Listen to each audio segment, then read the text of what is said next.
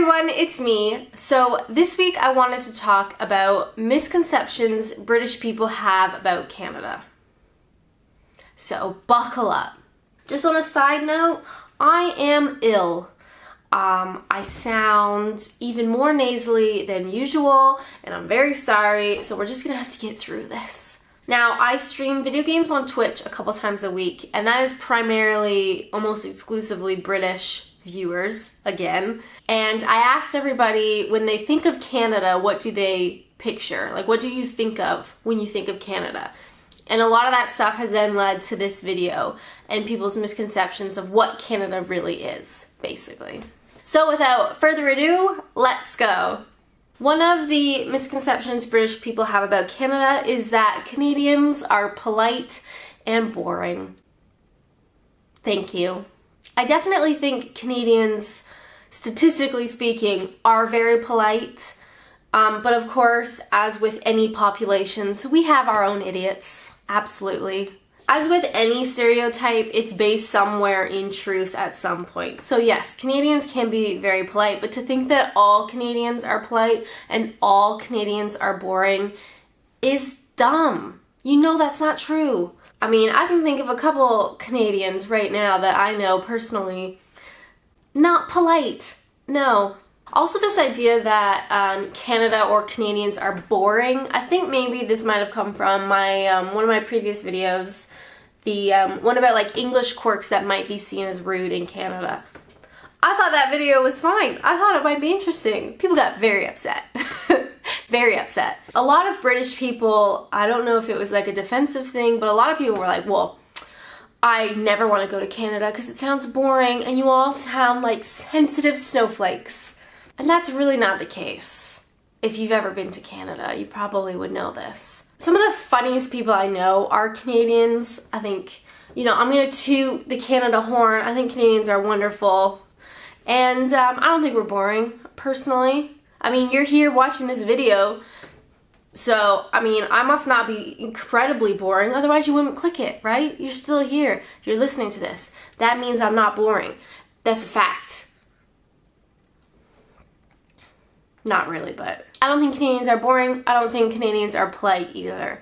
I think you need to visit them for yourself to make that determination. One of the things that kind of bugs me in terms of British misconceptions about Canada is that our music consists of Justin Bieber, Michael Bublé, and Celine Dion.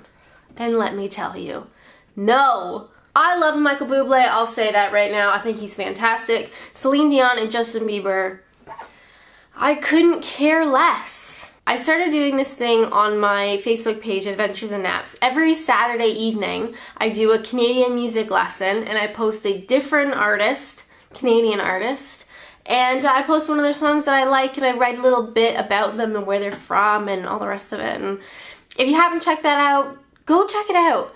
Music is a huge part of my life. I listen to music constantly. I can never be alone with my own thoughts. And honestly, Canada has some incredible musical talent. And the unfortunate thing is a lot of the times they just never get big enough to be heard in other countries, which is such a shame. So if you are bored and you want to find some actual Canadian musical talent, forget Justin Bieber, forget Celine Dion, even, you know what, forget Michael Bublé. It's not Christmas anymore. He's gone into hibernation. Check out my Facebook page, scroll down, there's honestly tons of Saturday music lessons that you can check out, tons of different bands. Would you like, how about I name some?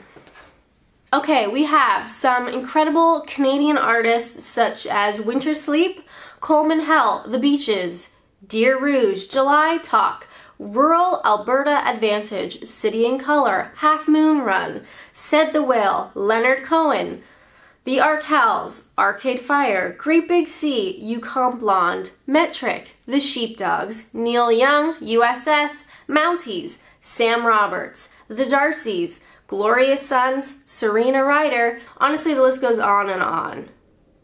On and on. So if you do want to learn more about Canadian music, please check out my Canadian music lesson every Saturday. I think we have some incredible musical talent. Music is a big part of my life. I'm not lying to you. I absolutely promise there's some good stuff there. Another British misconception that came up is that Canadians only eat poutine and maple syrup. That's it. That's our whole diet. Just poutine and maple syrup. Now, the tricky thing with Canada, I personally think, Canada doesn't have a cuisine. There's no such thing as Canadian cuisine unless you're talking maybe more about like the Aboriginal tribes that, you know, was Canada. That's where we started. They have a culture, absolutely. They have a cuisine. The rest of us, not really. So Canada is, okay. How do we say it? This is, okay. All right. We used to have this comparison between Canada and the US.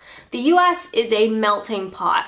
When you move to the US, you're encouraged to kind of let go of your old culture, your old language, and you become American. You are patriotic for the US. You just dive into American culture, right?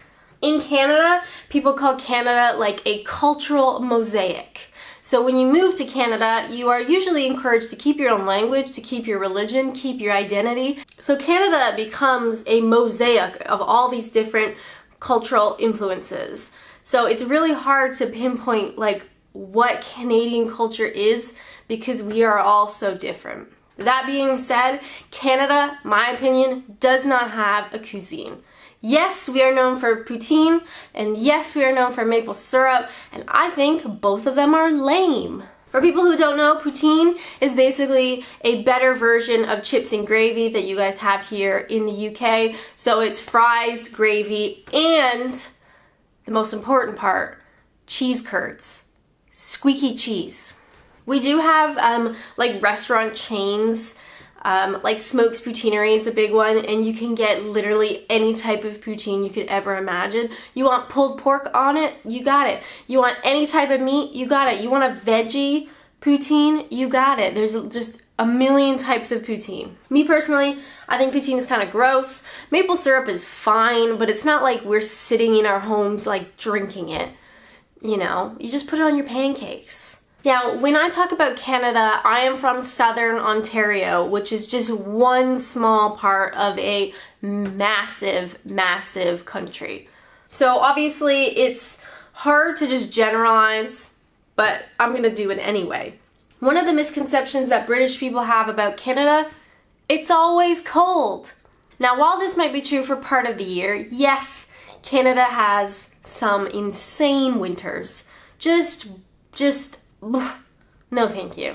But Canada, and specifically where I'm from, Southern Ontario, we have some beautiful summers. Just gorgeous. I'm talking to the point where it gets so hot we'll get heat warnings, so they say like don't go outside if you don't have to because you'll get a heat stroke. It's that hot.